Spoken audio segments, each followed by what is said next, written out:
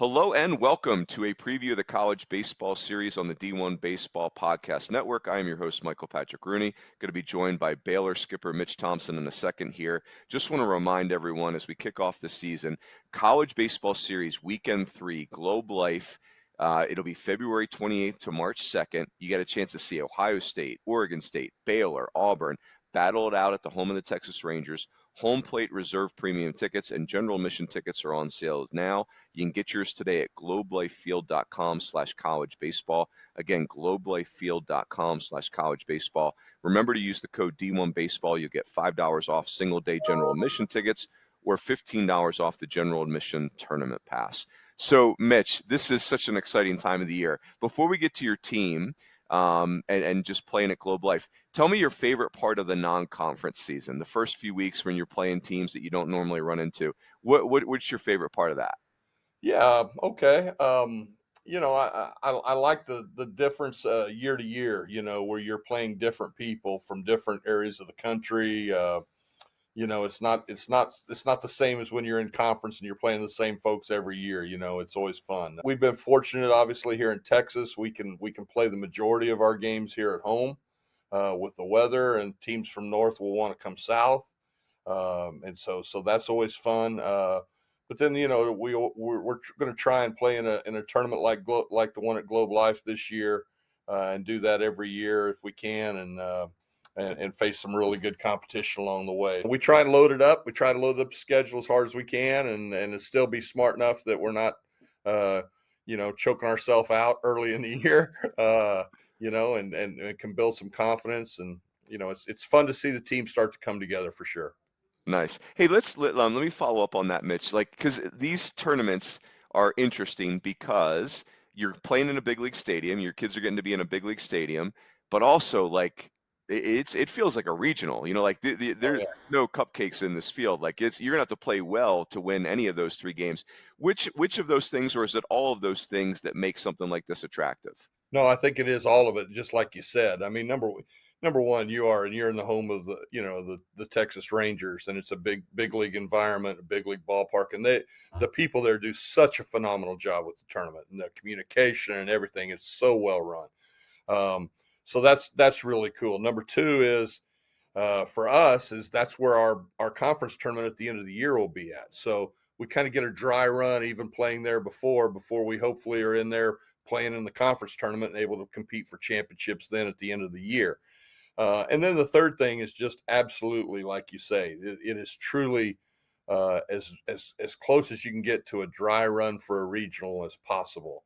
The only thing that's different is, I guess, the game times are set.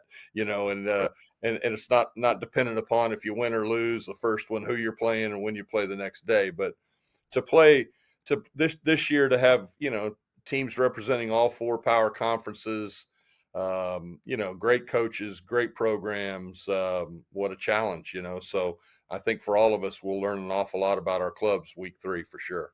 Awesome. Hey, so Mitch, it's year 3 for you back at Baylor, and rebuilding a college baseball program has never been more unique than it is now, I would say. But your roster is really fun and interesting this year. As I looked at your projected lineup, I counted 8 of the 9 kids are in their 4th year of college or more. And the oddball is he's a junior, he's a baby, right? It's only his 3rd year of college. Yeah, he's only 23. Yeah. Yeah, that's right. That's right. So I'd love to get your thoughts on that, just the luxury of having a lineup that's seen a lot of college baseball. Well, we do. We return a lot of starting position players. I mean, 6 guys that probably that started almost every game for us last year, including our top 3 hitters, and our 3 outfielders. They're all back. They're all seniors. Um, but then we return the guys, 3 guys that also we lost during the year last year from injuries that were projected starters and returning starters from the year before. Yeah, we've probably got 8, 9, 10 guys that you could say were starters for us the last 2 years. And so that experience and that age, that's a big deal. And, in college baseball, I mean, 23-year-olds beat 18-year-olds a lot. Hmm. I mean, an 18-year-old could get them every now and then for sure. But on a consistent basis, I think the age and maturity and experience factor in college baseball probably has never been bigger than it is right now. I think with the draft being what it is, and it's kind of a golden age of college baseball. I mean, the talent level is off the chart, and you better bring it and have some old strong guys that are going to be able to compete for you. Love it. Hey, so Mitch, two guys I want to bring up in your lineup. In this era of college baseball, we very much skew towards power and home runs. And these two players have like they're not, like they're not just they have some power, some sneaky power, but Enzo Apodaca and Ty Johnson to me are a little bit old fashioned, and they're like these table setters at the beginning. And again, like these guys could each pound out 20 doubles easily. But I love that. It's unique, like where you have those two kind of fire starters in the beginning of your lineup. I'd love for you to tell us about those two players. Well, yeah, and they're both good defenders. They're just really solid baseball players, and Enzo's probably our top hitter. Um, transferred here from Gonzaga, and drives the ball all over the ballpark. Was the toughest strikeout in the Big 12 conference last year. He's stronger again this year. The experience level. I believe Enzo can be a 20 doubles guy, and I think he can probably push 10 home runs. Our ballpark's not typically just a great home run park. It's pretty good sized, and but I think he can push 10 home runs and 20 doubles. And so, we've got to get Enzo up to the plate as many times as possible because we're going to get tremendous at bats from him day in and day out. And then Ty Johnson, what he brings to the field, the center field, the base running, led our team in stolen bases last year. He's a guy that can also do that with the doubles. He's stronger, better, more experienced. And typically speaking, when you have junior college players, you really get them for 1 year. Okay, I mean, if they're really good when they come in as a junior, they're drafted and out of here. And if they're not, then maybe their senior year they make that next jump, and you get them for that one really good year. The beauty with Ty is he's had a really good year. He's had a year where he hit 300 for us, played great defense, and done that. But he's back for a senior year, and so we're going to reap those benefits from that for sure. And those two guys will definitely be in the mix. I mean, those are easy guys for me to write in the lineup every day. And hopefully they all stay healthy, and we can do that 55, 56 times. Love that. Hey, one final thing for me, Mitch. So one of the other things I really loved about reading up on your club in the preseason was you have a chance to have an all left-handed rotation, which is really cool. I think your team is going to be very uncomfortable to play against this year, which maybe I don't know if I could give you guys a better compliment than that. I mean, the left-handed rotation, like that's unusual in college baseball. Was that by design, or that just kind of happened in the natural course of putting your Well, roster together? when we got here the first year, we really didn't have a single left-hander on the staff.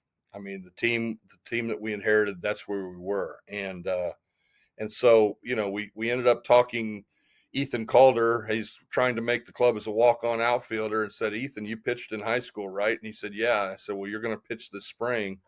And he ended up doing great, and he's continued to develop on the mound. And Ethan's probably going to be in our rotation, a Friday Saturday type guy.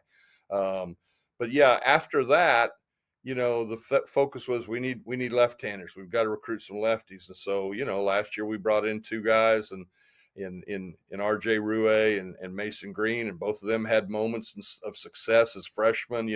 I'll never forget Globe Life Field opening weekend, day 3 against Tennessee. Mason Green gets his first appearance in college baseball against the eventual national champion.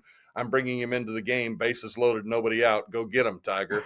And he got out of the inning without giving up a run, and you go, hey, that's pretty special. And so there was moments for sure for both those guys. But yeah, we've just continued to recruit them, and I'm excited about. I think the left-handers are unique. I think we have 7 of them on our staff that can go, that are going to give us really good innings, really good arm strength, and that makes us pretty unique. I can't remember in all my years of doing college baseball having 7.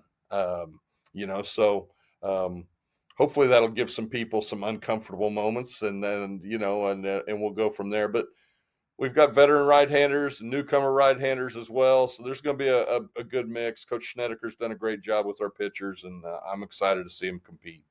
Oh, that's awesome. Mitch, thanks for the time. Enjoy Globe Life, and good luck to the Bears this year. Yeah, thanks, Runes. Appreciate all you guys do, and your words about us. I think you hit it on the head. Hopefully we're uncomfortable. We're excited about the season. We're looking forward to playing all the great teams that we have, and appreciate all you guys do. Thanks a lot. You got it. Okay, sick 'em.